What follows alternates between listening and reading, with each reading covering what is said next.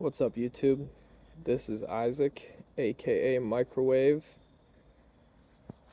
Day 2 chemotherapy.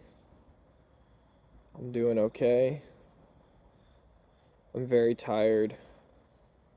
All I got was the E and the P today from my BEP chemotherapy regimen.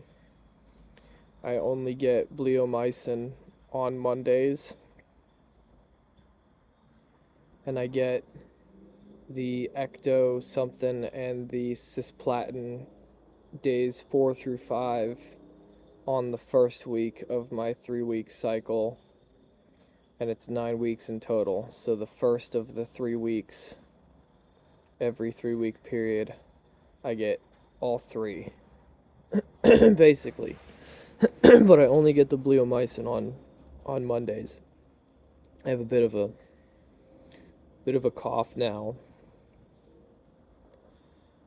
Starting to make its way through me, I guess, and the nausea's definitely a little bit more present, not super bad yet. I had a little bit of a tough time going to sleep last night. Not so bad though. Once I went to sleep, that was it. Just passed out.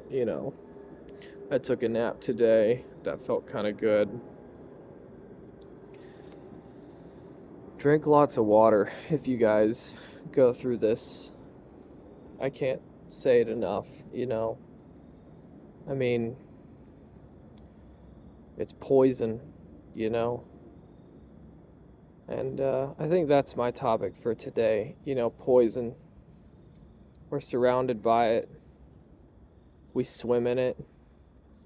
We put power plants next to man made lakes and say that it's safe to swim. We fill our public pools with chemicals and tell kids to jump in. I was a first responder for a bit and exposed myself to all sorts of goodies while I was doing that, so who knows how I would have caught it. In this modern world, we're surrounded by it. I don't know if you guys know anything about Teflon and Teflon poisoning. Just about everybody's got Teflon poisoning. Everybody's got a little bit of lead poisoning. My dog's outside with me.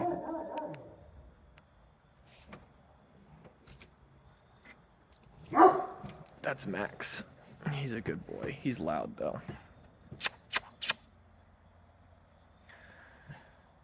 Whatever. He'll come over if he wants.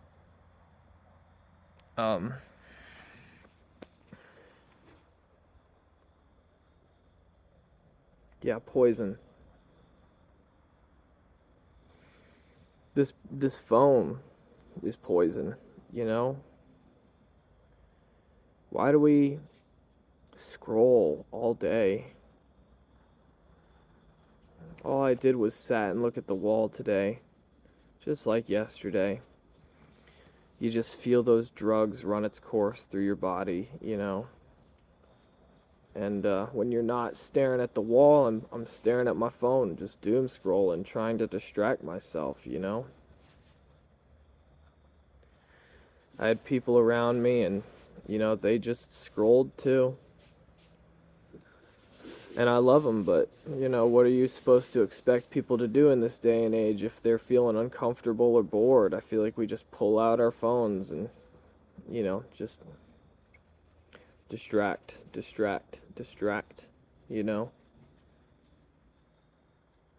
I was hanging out with a friend of mine a couple weeks ago, and you start thinking about it, and you get just a little bit too messed up, and you're like, oh, well, I'm off my ass right now, and my friends are just staring at their phones. And I don't blame them, because it's what we do these days. But, I feel like we poison ourselves, we poison our minds, we go about our day to day, eat things out of plasticware, and we watch Oppenheimer and we talk about how If we aren't careful, we'll poison the earth, start a chain reaction, you know, kill it all. And it's not all doom and gloom, we can backtrack. I think it just takes a lot of time and effort on everybody's part to make this world a little bit less poisoned, you know? Because what's happened now is, you get so much poison in you, your body goes out of whack, you know? And then you start, your body parts start mutating, growing out of control. That's what a tumor is. It's just out of control. And now I have to put more poison in me to kill the old stuff. And amongst all the other side effects that come along with chemotherapy, I mean, it harms your red blood cell count, your white blood cell count, your platelets, just about every part of your blood. It can act on your bone marrow. And, in 60 years from now, my chance of getting leukemia is right around 30%, and that's something I have to come to terms with just because it's the condition I have, you know. Not all doom and gloom. I'm making this choice now so that I can live now. I don't want to die in my 20s. I want to die a long time from now. And hopefully by the time that I'm 80 and I have to start worrying about that, hopefully the treatment's just a little bit better, and or maybe they've cured it. But, you also have to say to yourself, with big pharma and everything, who's to say they're not just milking us dry? If they cure the cancer, how can they make money off your cancer? So I think about that. How much of this was intentional? Not directly at me, but the world. How much do people disregard and, not think twice about how much dumping is done for the sake of selfishness? I watched this show recently, Fall of the House of Usher, and it's about the Edgar Allan Poe anthology for those of you that like short stories and horror. And it's really good. And they decide to give a backstory to the House of Usher, which in the short story doesn't really have any. They just tell you, oh, they're a big, rich, old family. Well, in the show, they tell you they got their money from pharmaceuticals and from, selling opiates, essentially. And I say to myself, this is a fiction, but it's not. This stuff happens all the time. We lie and say that it's just fine. I went and had back pain because I have a stress fracture and I have lymph nodes that are swollen, and they prescribe oxycodone almost immediately, and I haven't taken much, if any, of it, but I have it, and that scares me, knowing that these illicit, incredibly addictive substances are just there and there to be used and abused at my will, and that makes me very uncomfortable.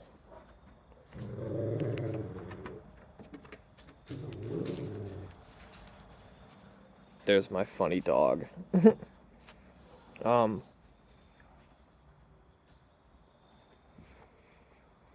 it's not all doom and gloom. There's so much in nature that could be used to help, you know Going back to opiates, I mean, these synthesized opiates we make these days, that's man-made, but opium, man, if it ain't the best pain reliever on the planet, God's gift to earth, it's the one analgesic pain reliever that has no side effects aside from an addictive quality. If you look at acetaminophen and Advil, they don't work nearly as well synthesized in a lab, and they harm your kidneys if you take them too much. Not opium. And I don't advocate for that, because it is addictive, but at least it's, you know, made by nature. You look at marijuana and, for those that use every day, hey, he's just going to be loud. For those that use every day, I mean, it's a health risk, but for those that choose to use it ceremoniously, those that choose to use it on a good occasion, those that choose to use it for times like this, at least edibles, the bleomycin, I've read a lot, it can really screw with you, especially if you're a smoker, but, using edibles I've heard is really helpful with the nausea, and that's crazy to me,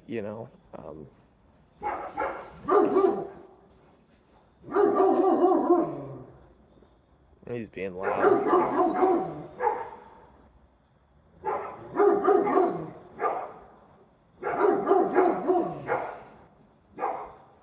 Let's go check on what he's doing.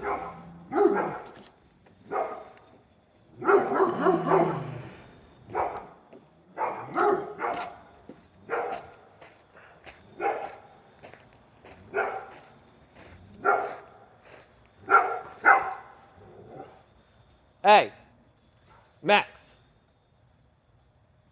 Max. Max.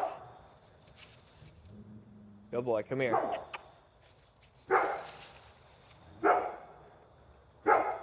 He's deciding. He's like, do I want to go? Do I want to stay? Come here, come here. Hey. Whatever. Sorry, y'all. Sorry about the noise.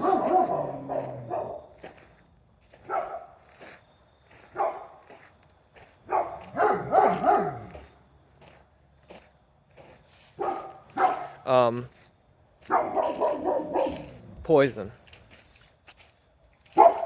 Poison.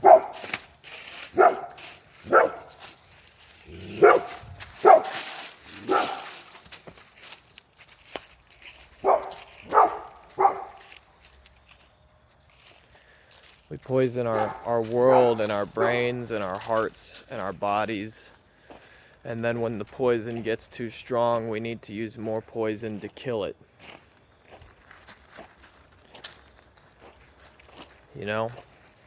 Poison, poison, poison, poison, poison. We use pesticides on natural foods and genetically modify fruits to the point where they're far too sweet for even zoo animals to consume anymore. That's wild. We can't give zoo animals a lot of fruit because it's just too damn sweet for them. And I think about obesity as an epidemic,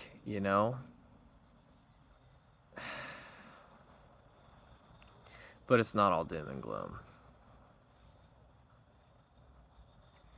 We can still backpedal. We can still get away from the poison, Just takes time and effort and choices and sacrifices. Sacrifices. This world needs to make sacrifices to get back to good health. Good financial health, good environmental health, And it's gotten to the point where, speaking of finance, this world is so deep in a rabbit hole of, um, you know, recessionary choices and choosing to spend too much money that now it's like we either spend ourselves into oblivion, go to war, or we switch the currency. I mean, there's about 100 different bad choices, and most of it's caused by this poison called the banking system. The banks control it all.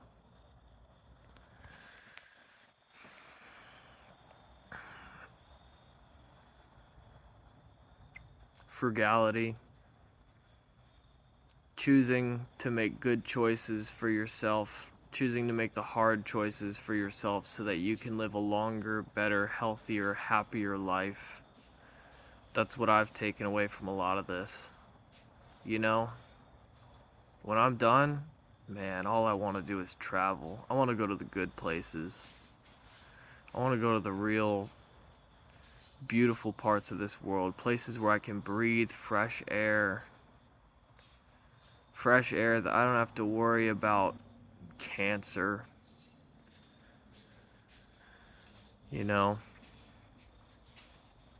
I chose to go be a welder, and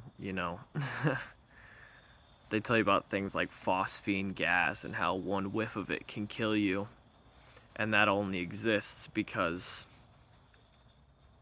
of convenience.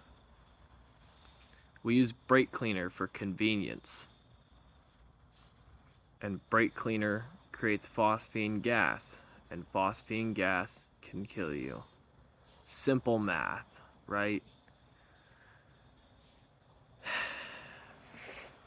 And we use Teflon for our non-stick pans, or at least we did for a long time, because we like to make sure our eggs don't burn on our pans. We moved away from wrought iron skillets and all that good stuff and using bacon grease, and we moved towards non-stick convenience, and now everybody has Teflon poisoning. We wanted cheap gas that was easy to manufacture. We put filler material in it. We put lead in it. And even today we call it unleaded gas. We put lead in our air, made it airborne through exhaust fumes. And now everybody's got just a little bit of lead poisoning. We can move back. We can step back. It takes our voice. You and me, we're young, but we have a voice. Use it. Vote. This is America. Send letters to your congressman. Damn it. Tell them what you want. Start petitions. I have some weird ideas, like switching all the main roads and cities back to gravel, because who wants to spend that much money maintaining roads? And then you think about, well, that's a lot of dust. Sacrifice. I don't know if I want the dust or if I want the smooth pavement more. But the smooth pavement costs a lot more money. Weird. One of the oldest standing jobs in West Virginia as of today are people that work at toll booths, because they've moved so far away from coal, which to an extent is a really good thing, but with the debt economy and with subsidies upon subsidies to make sure that poisoned land, that poisoned state has a way to support itself, now all of a sudden toll roads are one of the few ways people can earn a living there. It's crazy to me. Anyway, I don't really have much else to say. Try to get the poison out of your life, whatever it looks like. poisonous friends, poisonous habits, poisonous foods, a poisonous place. Move away from it. Sacrifice. If it's hard, do it for you. Do it for your health. You know, your mental health, your physical health, your spiritual health, all of it. Save your friends while you're at it. Spread the word. I don't want to be poisoned. You don't want to be poisoned.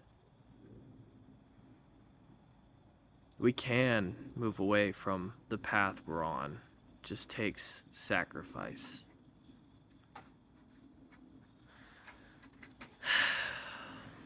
That's what I got to say today.